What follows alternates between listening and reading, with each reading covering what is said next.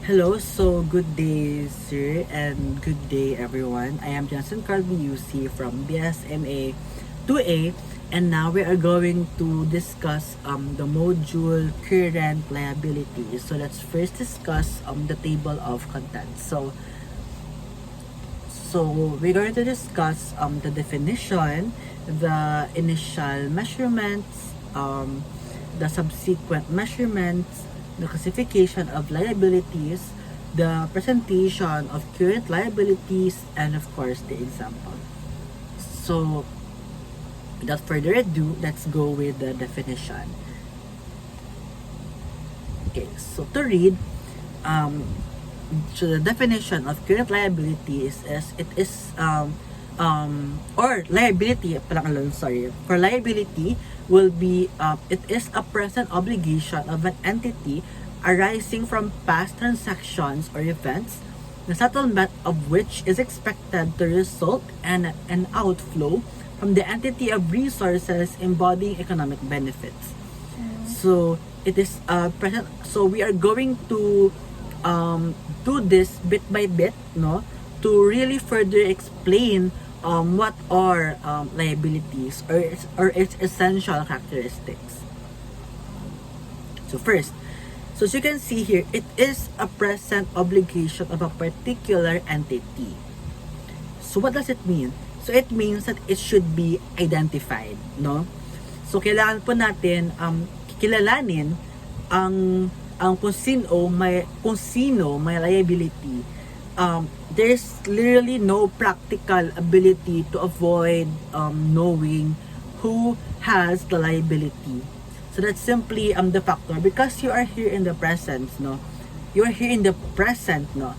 So we have here factors or sources. So first will be the legal sources. So like legal, like laws, like batas.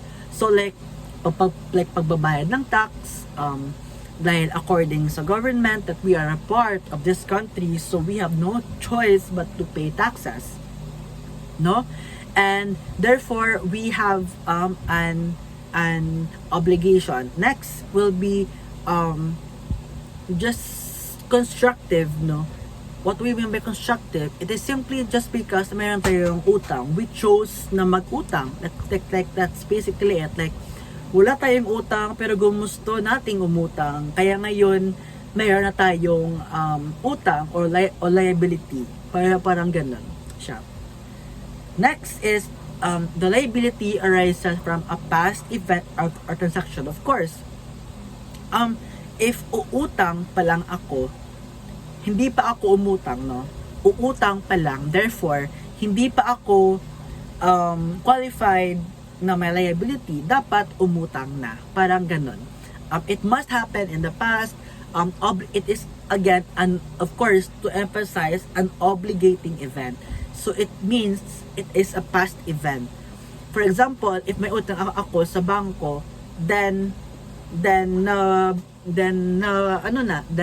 obliged na ako na meron akong utang sa bangko. Pero kung uutang pa lang ako sa bangko, therefore hindi ko pa nagawang umutang, therefore hindi pa ako qualified to liabilities. Next, the settlement of a liability requires an outflow of resources embodying economic benefits. So basically, just it is already having an economic resource in which it is meaning to transfer, meaning may kailangan na tayong ibigay na resources, parang ganun. So what is an economic resource? It is something na of value na sa both parties, kung saan yung dalawang parties ay magbe-benefit from, meaning asset na siya, either non-cash or either cash, non-cash. Pero kung hindi sa dalawa, pwede rin namang services. Parang ganun po. So basically, that's the definition of the liabilities of part. Okay, so next part, we are going to discuss the initial measurements. So for us to clearly understand, I have provided here the factors, and we're just going to have to explain to them these each one by one. Okay, so first is we have the short-term interest-bearing, the short-term non-interest-bearing, the long-term interest-bearing, and the long long-term non-interest bearing. So as you can see, the initial measurements for these factors are face value starting from the short-term interest bearing down to the long-term interest bearing, but only the long-term non-interest bearing will base for their present values. What do we mean by face values? For example, we have here a check, and our liability, for example, in the short-term interest bearing, so we have here a check for 3 months because it's short-term, and the value will be 10,000, and we have an interest of 10%. So what will be the amount that we are going to be basing it off? So it's going to be the 10,000, because that's basically the face amount of the check. Like, that's basically it. The 10,000 is the one that we're going to factor in. It's the same as well with the short-term non-interest bearing, and for the long-term interest bearing, regardless of the percentage of the interest shown, it's always going to be what's the face of the check. Okay, next is the long-term non-interest bearing. So it's going to be the present values. What will its difference be? So assuming that our check is showing that we have 9,000 pesos for our principal, and we have 1,000 pesos for our interest.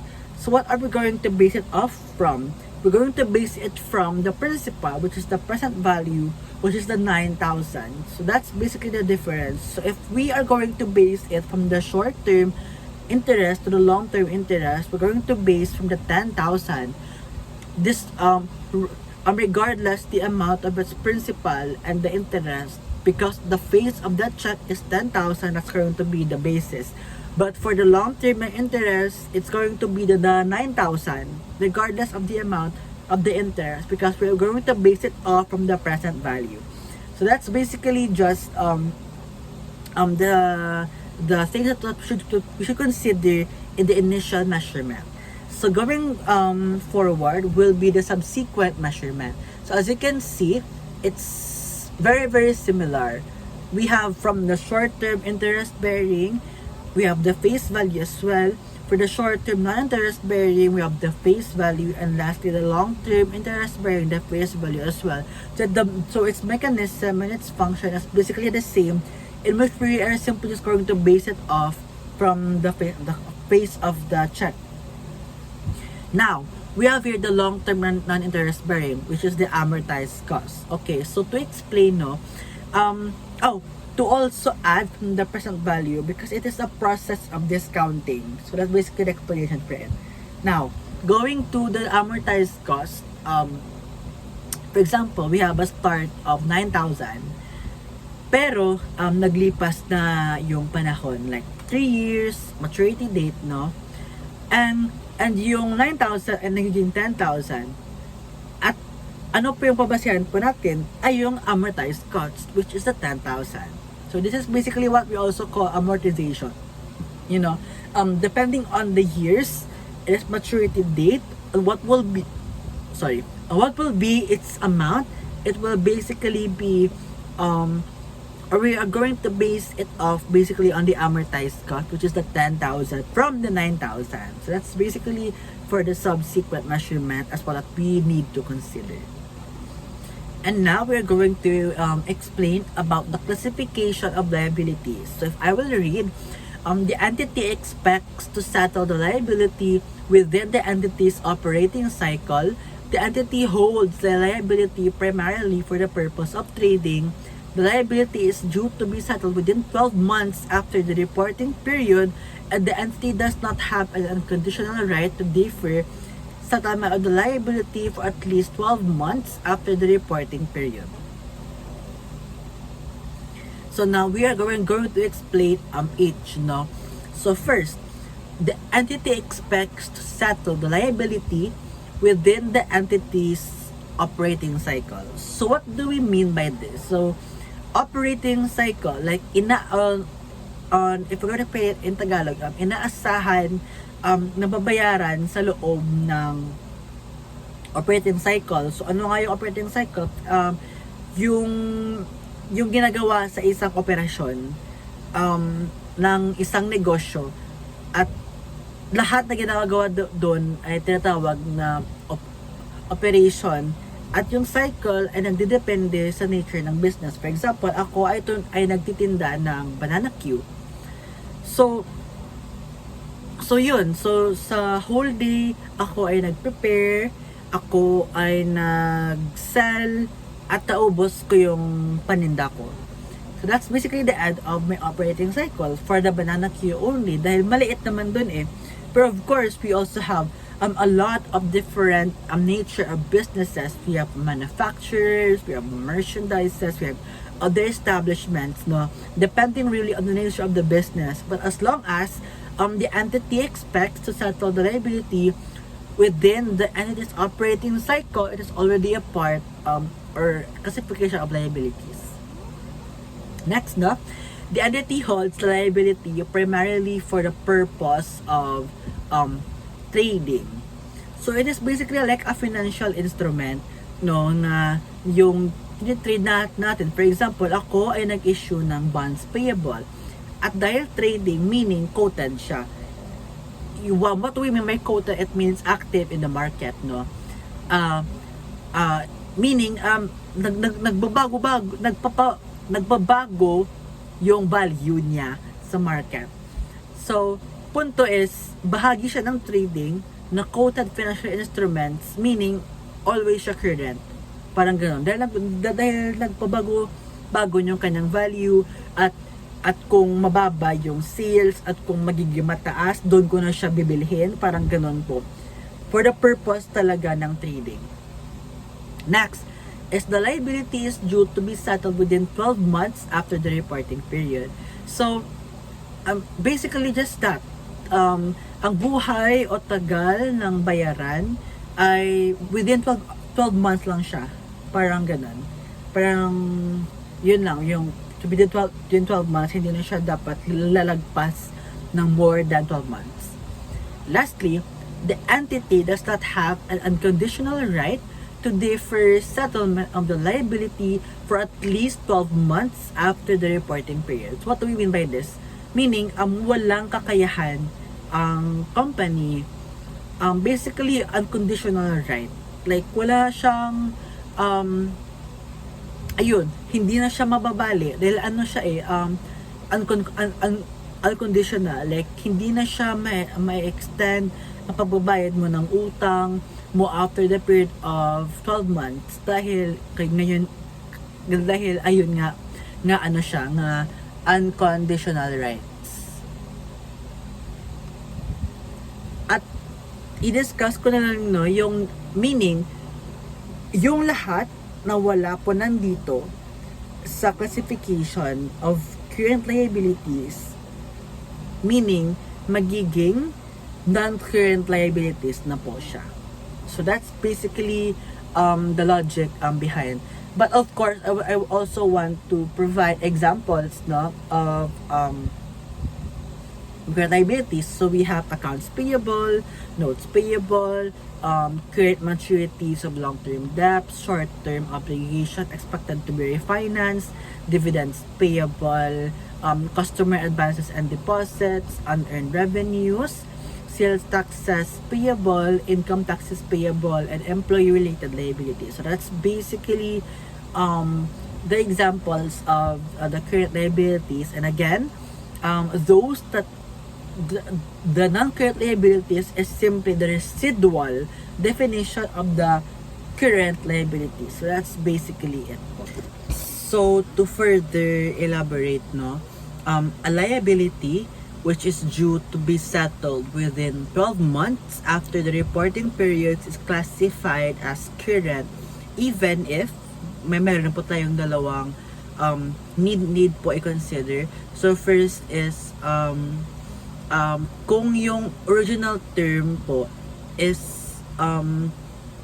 longer than 12 months and an agreement to reschedule payment on a long-term basis is completed after, take note po, no, after the reporting period and before the financial statements are authorized for issue. So again, yung liability po, no, dapat masasettle na siya within 12 months within the reporting period para po siya makonsider pa as current liabilities. Pagkatapos po, yung kung sakaling meron pong mga scheduled payments, yung agreement po dapat is after the reporting period and before the financial statements na authorized na siya for issue.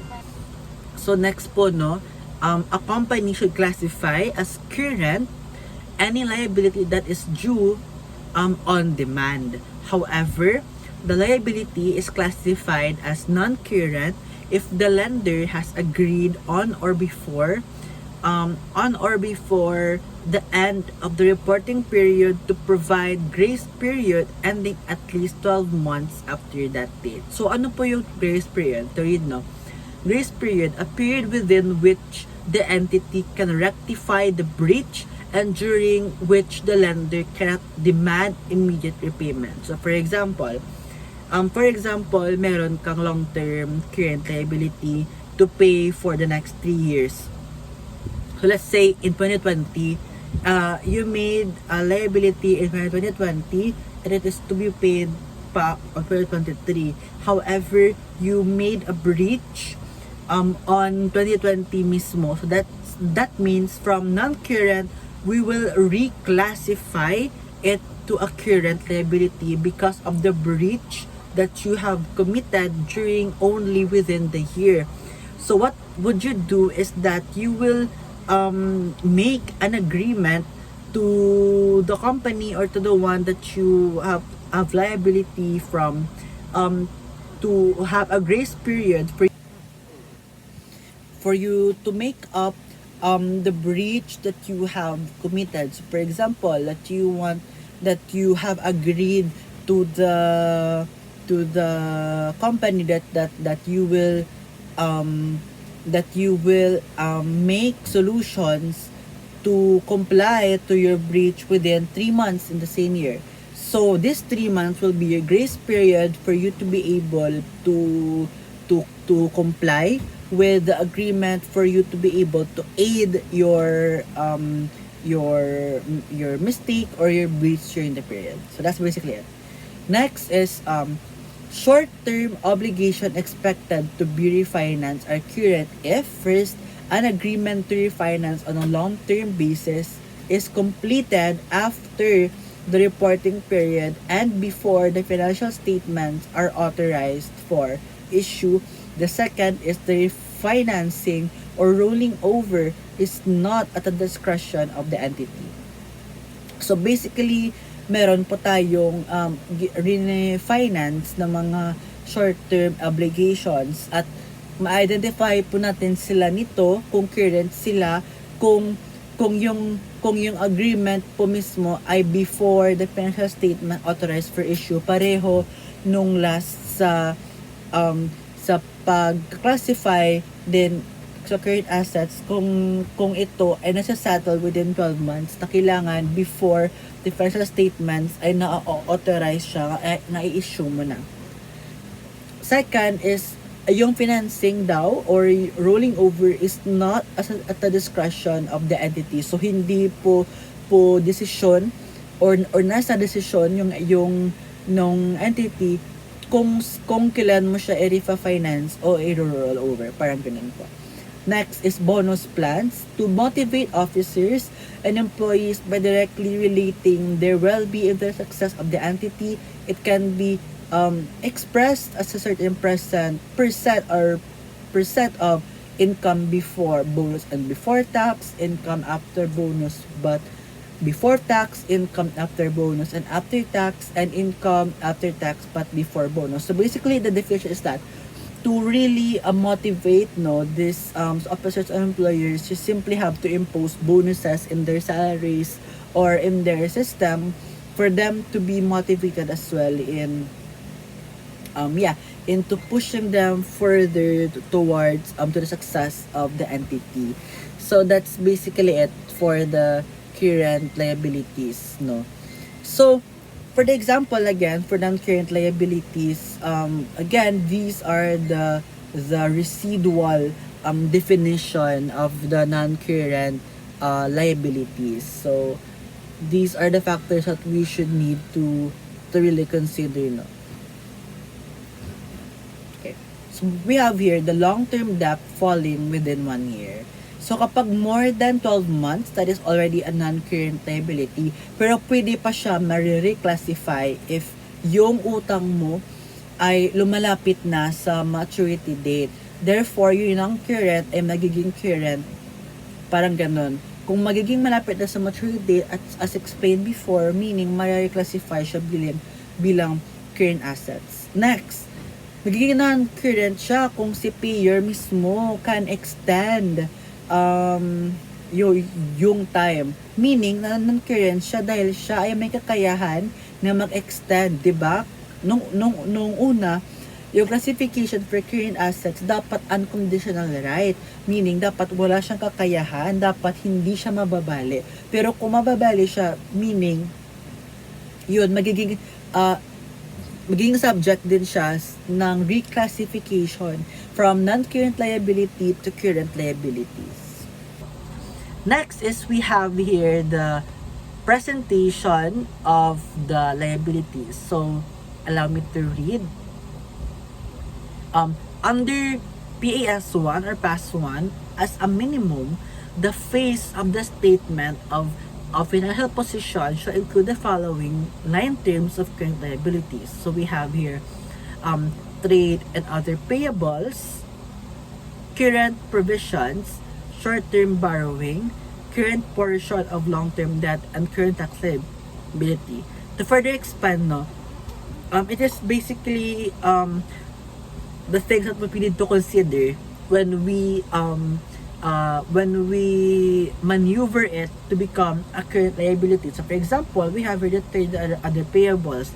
This is where the account payables go in, the notes payables, the dividend payables. So that's basically it. How for the current provisions? So current provisions, we have here the lawsuits, the warranties, the premiums, the onerous contract, structuring, and environmental. You know, that needs to really be considered. But however, an entity shall present additional line items on the face of the statement of financial position when such presentation is relevant to an understanding of the entity's financial position. That's basically it that we need to consider, especially on the presentation of liabilities. So lastly, we are going to draw near to the examples na. So, allow me to read the example, no? So, Jesse Company provided the following information on December 1, 2023. Income taxes withheld from employees. So, we have here the values of 670,000 and 750 pesos. Cash balance at Union Bank, we have here 345,540 pesos. Cash overdraft at BDO, we have 1,222,000 and for 2022. Account receivable with credit balance, we have 890,800. Next, we have your estimated expenses of meeting warranties on merchandise previously sold, which is the 456,000. We have your accounts payable of 2,999,000 and 99,999. And lastly, for the stock dividend payable, which is 1,200,000. So what will be required for us? So we will be needing to compute a total current liabilities on December 31, 2023. So we are going to dissect this one by one, no. So sige, let's start, no. So first things first. So Jesse Company has income taxes withheld from employees. Should we include this? Yes, because income taxes withheld is also considered a part, especially if it's only from the employees. Next, cash balance at Union Bank. Should we include this? No. Why? Because cash balances is an asset. Like, the overdraft cannot be netted against such cash balance because it is an account different from from a different bank as well. So as you can see here, we have two banks, the Union Bank and the BDO. But it is a cash balance from Union Bank, meaning we don't have to consider it, especially as also an asset. Next, cash overdraft at BDO should be included. Yes, because it is a part of our current system. Next, accounts receivable with credit balance. Yes, credit balance. Basically also a part where it is considered as a liability given from the four classifications. Next, estimated expense of meeting warranties on merchandise previously sold. Yes, we also have to include it. Next, we have here accounts payable. Of course, accounts payable is like literally the most or the simplest form of liability, no, which you should simply have to take it into account. Next, stock dividend payable. Should we include it? No, because the stock dividend payable is actually an equity account. So we should not have, or we shouldn't consider putting it on the equation. And that's basically, I believe, the last. So what we're going to do is to simply add all the values, and we get now to the solution, which is the total current liabilities for December 31, 2023 will be 6,239,771 pesos. So that's basically the answer. So I hope you learned something today. Thank you so much. And that will be all for the module for current liabilities.